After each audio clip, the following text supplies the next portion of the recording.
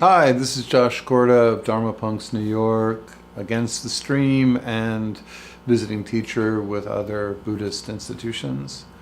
So, I'd like to give a very brief overview of a core of the Buddhist Dharma, which you might have heard of, called the Four Noble Truths. And while, of course, I would encourage you to explore these teachings in depth, it might be helpful to have a kind of basic summary off the top of my head of how we could approach it. So, the Buddha summarized the Dharma, or his spiritual insights, in many ways for practitioners, but one of the most well known is the idea of the Four Noble Truths. I'll break them down, and they are, in essence, can believe or can be approached as observations or just tools to bear in mind. And that you don't have to believe them as true, you just explore them and you see for yourself to what degree they are true. And then in those reflections, you might find they give birth to a different way of experiencing day-to-day life and prioritizing and making decisions. The first noble truth is that in life there are stresses and times of suffering.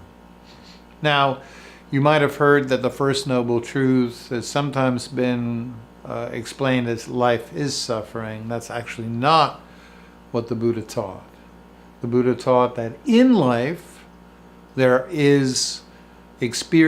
experiences of stress and difficulty, and he listed them out, and I'll just give you an overview of what we can expect. And these are in all life. There's nothing we can do about them. They're to a degree inevitable. So old age, sickness, death. There's also the inevitabilities of losing people we love, being separated from people we love at times. There's also the experience of not getting what we want. I suspect you've already come to realize that's a part of life. And then there's also being stuck with all kinds of disagreeable situations and disagreeable at times individuals, beings.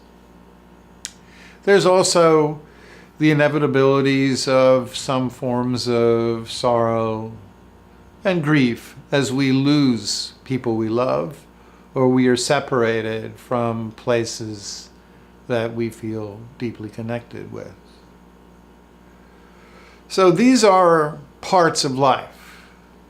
The experiences of growing old, the experiences of death, saying goodbye, being stuck with unwanted experiences, sometimes being trapped in situations with difficult individuals. That's part of the package. You don't attain a human birth without having these events.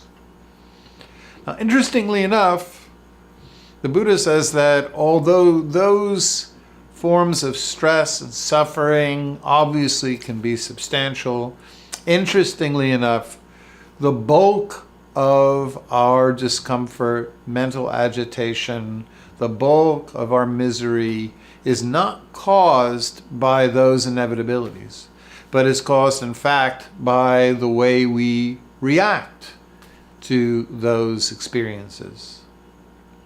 Even though they're inevitable, even though they happen to all in one shape or another, even though there's nothing personal about it, death, old age, sickness, separation from the loved, being stuck with difficult individuals, even though there's nothing personal about that, we take it personally. Buddha sometimes calls this adding in the second arrow of suffering, reacting to the inevitable as if it's being done to me. as if I'm being signaled out by the universe for special suffering, as if my suffering that we've just outlined is unique or different. Now, when we realize that all those first noble truths are inevitable, if we can let go of the adding in the resistance, the story of why me, the attempts to avoid the inevitable, the attempts to hide the aging, avoid at all costs the inevitable feelings of disconnection, the painful emotions. If we can turn towards life's experience and learn to hold it, then much of the suffering and stress in life is alleviated. So this is the second noble truth, that the bulk of suffering is not from the inevitable experiences of life that are painful, but actually the way we relate to or turn towards or react in relation to those experiences.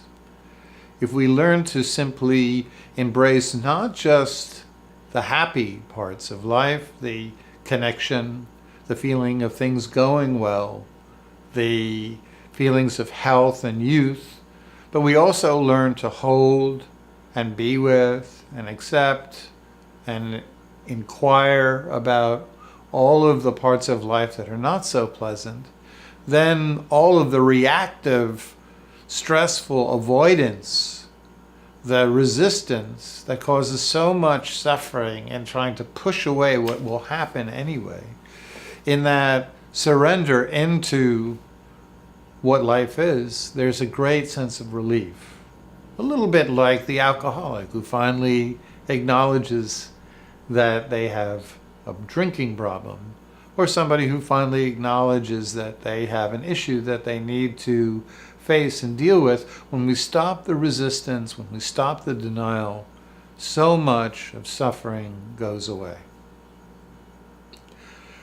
The third noble truth is simply the suggestion that if we practice letting go of all the ways we try to escape the inevitabilities of life, through our addictions, through trying to acquire and accumulate, through the fixation whole single-mindedly on financial security over connection with others, if we let go of all the ways we try to repress the painful feelings and try to avoid the inevitabilities, and if we instead turn to face life, that there is a profound peace of mind that will be achieved.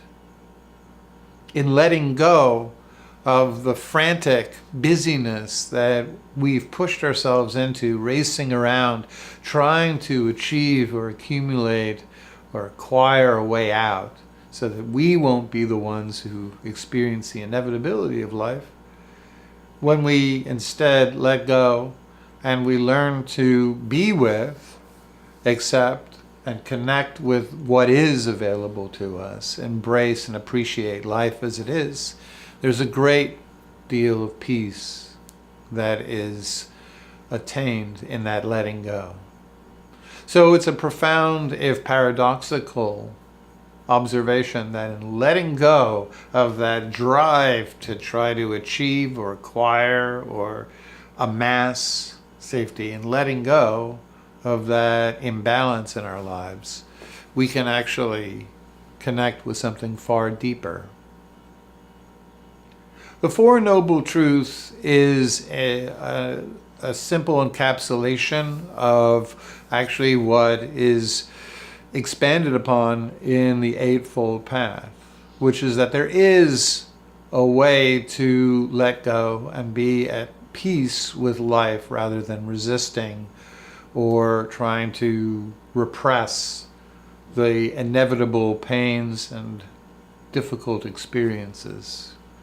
The Buddha breaks down these 8 practices, which are summarized in the Four Noble Truths, or encapsulated into three basic sub-observations. One is that we can do this by learning and understanding the true nature of experience, which is, again, starting with not taking personally what life contains and understanding how much suffering is caused by resistance, avoiding, repressing, not trying to experience the fullness of life, which also must contain some disappointing experiences, some painful experiences. The second part of this path is to connect in safe, secure ways with people around us. Rather than trying to achieve or acquire, accumulate peace of mind, we connect with those who are available, who are compassionate, and we react to them or relate to them in ways that are peaceful. The more at peace and harmony we are with others without intending any harm, the more we can connect and find support as we move through the painful first noble truths of life. So not causing harm, learning and accepting the true nature of life. And the third and final part of this fourth noble truth is spiritual practice in terms of meditation. Learning to retrain the mind from constantly busying about trying to attach to the stories of all the things we need to acquire and achieve so that we won't have to experience the Four Noble Truths. The busyness, the fears, the space stories, all about worrying about the future, obsessing about the past, and instead developing practices that open us up to the present moment. If you watch the meditation, I talked about rebalancing the mind from the dominant, very fixated, future-obsessed mind to the open, spacious awareness of the present, which is based on appreciation and connection, compassion. All those are the core of meditation. Detaching a little bit from the inner narratives and reconnecting with the fullness of embodied experience, sensory experience, the richness of the present moment. When we practice these tools, we find that we can be with the first noble truths of that in life, along with the good times, the happy experiences, the awards and treasures and uplifting events. There will also be disappointing, challenging, painful experiences. And the point of the fourth noble truth is to give us the tools to hold and be with life as it is. When we can do that and not resist it or run from life, there's so much more peace available to us. So thank you for listening. I hope that was worthwhile, and I do encourage you to read more about it. And if you simply go online, you'll find lots of wonderful summaries and talks about the Four Noble Truths. So thank you very much.